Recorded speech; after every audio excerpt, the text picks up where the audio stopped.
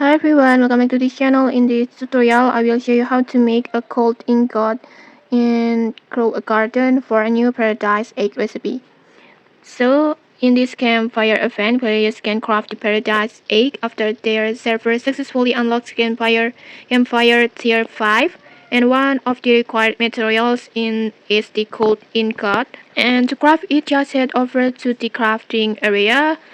And then just tap on this recipe and then it's just the cold ingot. In here you need the giant pine cone and then daffodil seeds and advanced sprinkles and 300,000 shekels. Just collect all of the listed items before you can start crafting, and then after you have everything, just simply submit the materials and then start the crafting process and wait for it to finish. And once complete, you will receive the gold ingot that can be used for crafting the paradise egg. But unfortunately, in here I can't show the full crafting process right now because I'm still missing a pine cone. But the process is exactly like this. Just gather the required materials and then craft the gold ingot, and you will be one step closer to getting the paradise egg.